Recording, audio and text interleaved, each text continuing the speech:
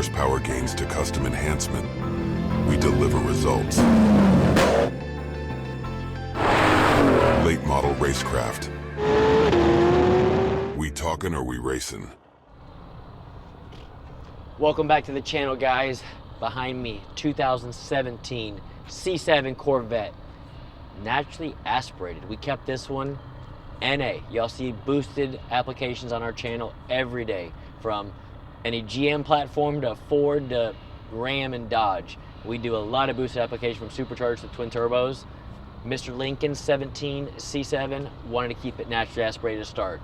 I think my sales guys up front said his buddies were giving him a hard time that he had a Corvette that was stock and couldn't really hear it so much. So he went with what we call it our 8,500 to 100 horsepower package, naturally aspirated. Essentially, I'll go under the hood, guys, and I'll show you. It is still a low mile car. Mr. Lincoln is from Texas, so I don't think he's far from the shop. But I think again, 85 to 100 horsepower package, naturally aspirated. He wanted a car that he could hop in, drive every day if he wanted to, which I think this is his weekend toy, put 93 octane in it and go, but then also he wanted to hear that chop like all of us want to do. An American muscle engine, 6.2 liter with a nice camshaft in it. It's hard to beat that sound. So I think we accomplished that. So you NA guys out there, or you C7 owners out there, even Camaro guys with the LT1 only, looking for, you don't just have this no supercharger, just a naturally aspirated package, this is a setup for you. This thing, again, picks up roughly 85 to 100 horsepower just from bolting on. We do cold air induction system, as always, our stainless steel long tube headers, new plugs, new wires, change out all the lifters. We get rid of the DOD lifters that fail in the future, as well as crazy camshaft, right? So this one I think has our stage 2 camshaft in it. If he wanted more, to be more aggressive, we could do what we call our stage 3 and then port the cylinder heads, different intake manifolds and stuff like that. But his car came to us, I think it baselined right around 400 rear wheel horsepower, maybe 395, and it finished at like 460 something rear wheel horsepower, somewhere in that ballpark. So you're talking 60 to 65 rear wheel horsepower gains over stock. And again, the main thing, it sounds so much better. It's a fun car to drive, and yeah, it's very easy, very simple when it comes to maintenance and stuff like that. And also, it's a good starting point for you LT1 owners out there. Again, Camaro or Corvette, and just looking to get a package to start with and then want more later, this is a perfect way to start. You get the best sound from the headers and exhaust, even with the dual modes, it can be quiet or loud, and then the camshaft in it to hear that awesome chop at idle.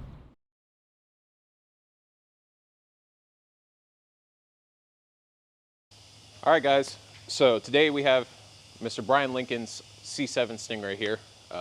It's an LT1 car, naturally aspirated, and we're gonna go ahead and do our stage 2 package on this thing. Adds about 80 to 100 horsepower, but it adds a lot of good quality parts to it as well. A lot of things that, you know, with more power tend to be lackluster from factory. We'd like to upgrade it with known quality parts. We're gonna go ahead and do our NA cam for this guy. It's not as choppy as our supercharged applications, but it's good for an NA application, different durations and lift compared to a pro-charged car, or supercharged car, excuse me. We do our cam associated with our valve springs and lifters. We want to make sure we have everything fresh and new. We get a good mate with our lifters and camshaft, so we have even wear. With that, we're going to have to remove the head, so we got new fresh head gaskets, and we're going to upgrade from the stock stretch bolts to our ARP bolts. These bolts have a better torque as compared to the stock stretch bolts that are designed to stretch the threads and give you even clamping force, but that can vary. This gives you a more consistent result, even head pressure with the clamping force of these bolts, so we like to use those as well. Thermostat, always a good safety upgrade. Keep those temps low. We got our spark plug wires. So out of love, I'm so lost without you. Yeah! Look at this. These spark plug upgraded wires. These are nice because they have a ceramic coating, prevent the headers, which we're also going to install from American Racing. Prevents them from burning on the compared to the stock spark plug wires, less resistance in the wires, you know, all good benefits. We have an ATI dampener to eliminate the stock dampener that tends to fail over time as well. These are rebuildable, so if you ever come to the mileage point where you're gonna have to rebuild them, you can, as compared to a stock one where you're gonna have to replace it. Fresh set of plugs, cheap insurance, you know, don't have any spark blowout, give you a nice high voltage spark. And then we're eliminating the DOD system. We have these caps that we put in. We take care of, you know, that 4-cylinder mode that these eco mode stuff has, which ends up leading to failure with the stock lifters that end up getting deactivated. So all in all, this package is great for somebody who has, you know, a stock C7 that just wants that little extra oomph, get rid of that DOD system, makes the car sound like crap. We've got a cold air intake. Again, cleanable filter, not the cheap cotton stuff that comes in a stock air filter. You get better flow. If you're looking to do something like this to your Corvette and don't want to spend giant amounts of money, and you want to have better quality parts, longer longevity compared to stock parts, this would be the package for you. This is a very mild setup, so you're not going to, you know, risk drivability, noise. It's going to be quite tame. You still have your selectable mode exhaust, so you can run it quiet if you want to at any time, or just rip it open and let her rip down the street. These are all the parts laid out. I'm going to go ahead and start tearing it down. We've got the car behind us, and we'll check back when we start taking parts off.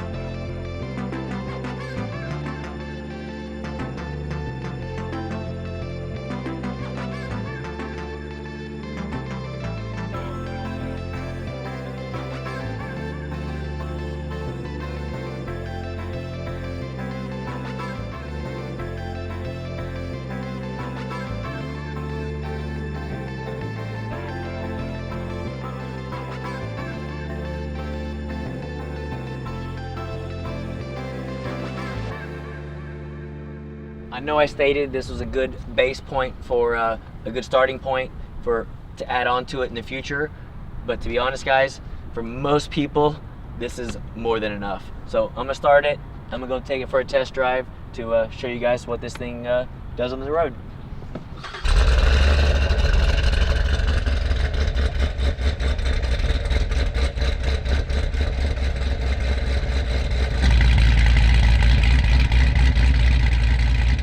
As you can hear, it went from quiet to loud. That was me opening up the dual mode muffler, which makes it awesome. So when you're driving this car on the street, if you're on the highway with your wife in it or something, you can just close it and it sounds like a stock car. Then you open it up and it sounds amazing with the camshaft in this thing.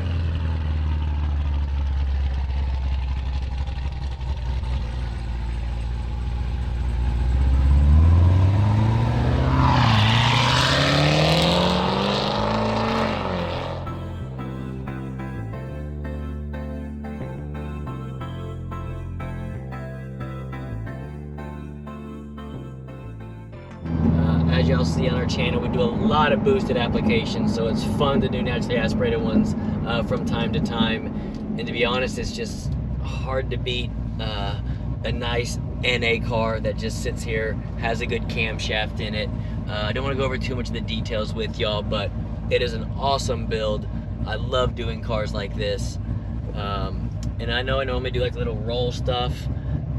It has stock tires on the back, so it's gonna spin really bad, but I want to try to do something a little different today and just go from a dig so y'all can see how bad these things spin and how bad you have to pedal them just to get them to go.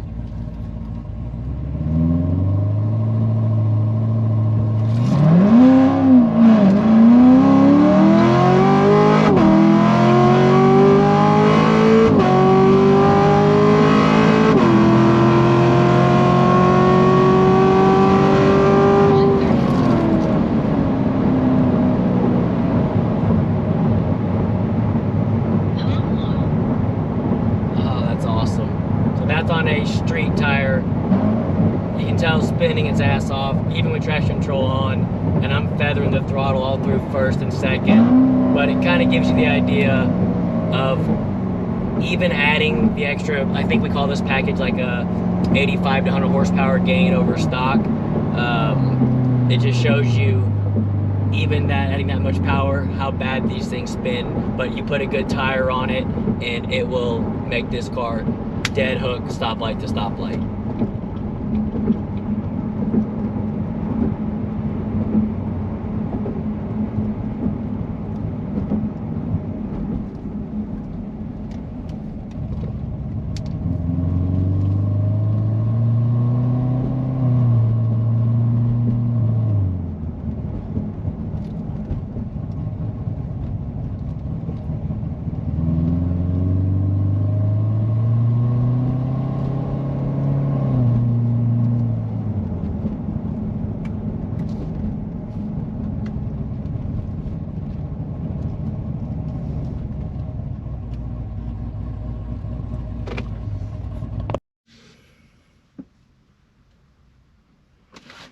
Alright guys, so we just ran Mr. Lincoln's, went ahead and went from a dig on a unprepped concrete road. Obviously traction is a huge deal when it comes to ET, when it comes to 1/8 mile and 1/4 mile racing. If you can't 60 foot the car, your ET drops dramatically. So let me pull this thing up. Obviously y'all saw it spun, and looking at the log, I tried rolling into it. It spun, I got back out of it, rolled back into it, and roughly around 27 miles per hour, I was finally back in it and it was hooked up and going. But 60 foot, only a 2.27, and the 0 to 60, 4.49 seconds. So again, putting a tire on it or on a prepped surface, that's probably a half a second difference in 0 to 60, at least a 4.0 if not better, especially if you put a tire on the back of this thing. But 60 foot, 2.27, again, put a tire on it. I think just in 60 feet we'll pick up 4/10. And then 1/8 mile, 8.197, 1/4 mile, 12.1 at 123. So I know a 12.1 at 123, yes, it's fast. For even a car like a stock C7 on a drag strip that dead hooks and goes, they normally run, I think, mid 12s. Some of them can run low 12s depending on the the condition of the air outside, density, altitude, the heat and everything. But this just shows you how much the 60 foot in traction does matter, because this 12.1 at 123 with a tire on it, or if it hooks up, will easily be a mid 11 second, probably 11.50, 11.40 at a drag strip with a tire on it, let alone I think it'll go a mid 11 on a concrete road, just what we did, if I just put a Toyo on the back of it, let alone like a drag radial or anything like that. But again, 1/4 mile time isn't the greatest because of the 60 foot and because it's spinning, but the mile an hours there, it picks up probably 5 to 6 mile an hour over, even more than that, sometimes over stock C7s with this package on it. And then I went ahead and stayed in it to the 60 to 130, and it looks like it was like 9.0, and that was leaving it in drive just like the customer would at a drag strip. And yeah, 0 to 60, 4.49 seconds, which is pretty bad. because it's spinning so much. But again, all in all, badass car. Looking over the logs, again, the shift points are right where we want them. I have this one a little bit earlier on the 1 to 2 shift. The 2 to 3, I raise it. 3 to 4 as well. And then she ran out the back pretty good. Just Mr. Lincoln, this is a weekend toy for him. He wants it to sound good, run good, reliable on 93 octane. So I think we accomplished that. Again, these things are fun as hell to drive. Again, I do so many boosted applications. It's fun to do something naturally aspirated, you know, American muscle sounding, very easy to maintain for customers, and then just a all-around badass car if he wants to daily drive it or use for a weekend toy.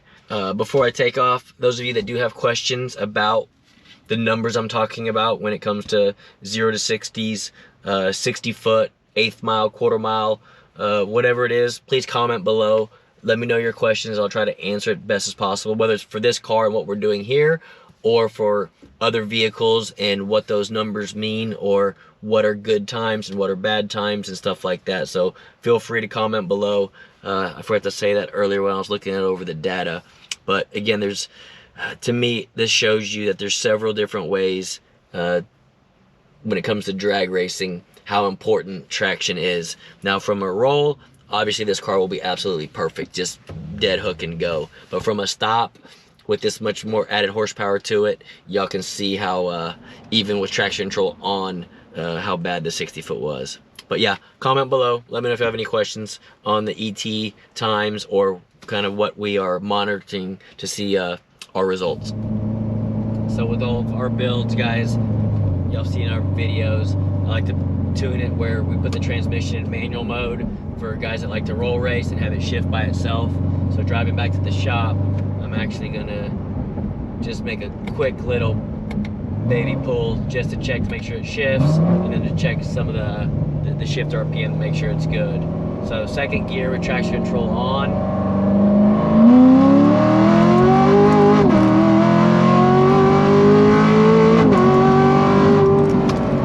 Oh yeah, she rolls. That's a perfect speed, perfect RPM to enjoy right there. So Brian, Mr. Lincoln, second gear roll. Unless you want to go from a dig, put a tire on it. It'll hook up a lot better. But from a roll, someone pulls up next to you, drop it down manual mode, second gear, and because it's a naturally aspirated setup, we want to be roughly at 4,000 RPMs or higher when you first stab it. And this thing took off and went and shifted phenomenal. And when I get back to the shop, I'll double check the shift points, but I'm pretty sure they're right on par from a roll as well.